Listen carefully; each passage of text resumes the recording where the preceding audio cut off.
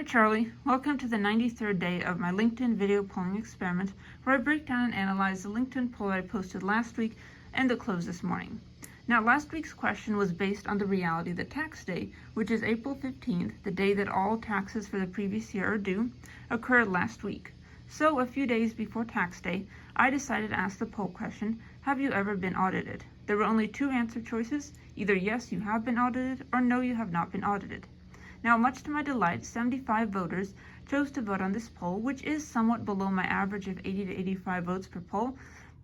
But considering the somewhat personal nature of this question, I'm quite pleased with that number of votes. So 5% of these 75 voters said that yes, they have been audited, while 95% of them were fortunate enough to say that no, they had never been audited, even though many of those voters had been in the professional workforce for several decades, so there had been plenty of opportunities for the IRS to dig a little bit deeper into their financial situations. Personal income tax audits fell from 1% of all eligible tax returns in 2010 to 0.36% of all eligible tax returns in 2023. In 2022, the audit rate fell below 0.5% for the first time. The IRS collected $11 billion on 2019 audits, but only $4.5 billion on 2019 audits. Now this means that either people are getting far more meticulous and honest in reporting their taxable income, or that the IRS is losing the budget or manpower or willpower to thoroughly audit those who might have questionable tax returns.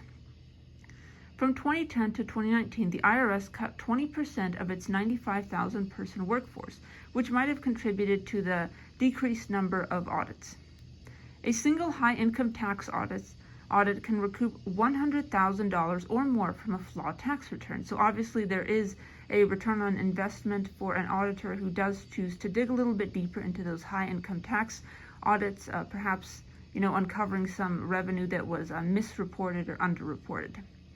DOGE, the government agency that Elon Musk founded with the hopes of increasing government efficiency, plans to cut 18,000 IRS workers.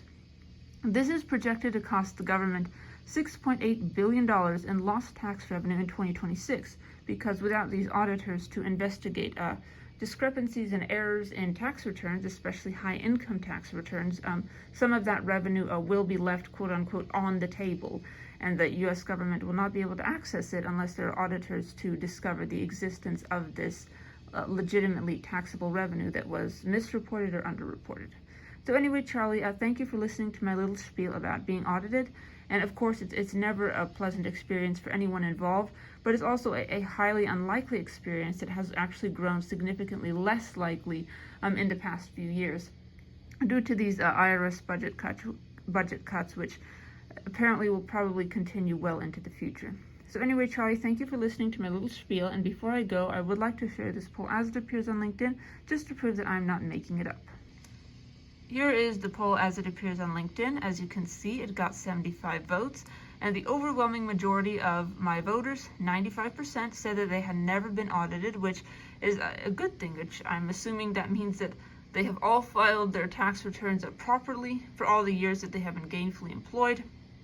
And I'm just thrilled to see such a positive result from my voters.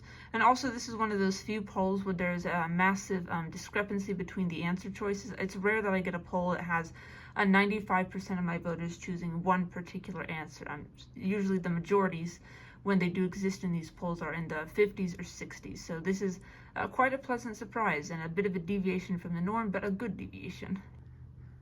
So anyway, Charlie, thank you again for listening to my little spiel about tax audits, and stay tuned tomorrow for my 94th video poll analysis. I think that would make it my 14th, I believe, week of doing these kind of video poll analysis. So I'm so glad for your emotional support and for being such a good friend and companion while I'm trying to verbalize everything that I've posted on LinkedIn and learned about these particular topics. So thank you so much for all of your support. I'm grateful for it. Have a wonderful day, and I will see you tomorrow.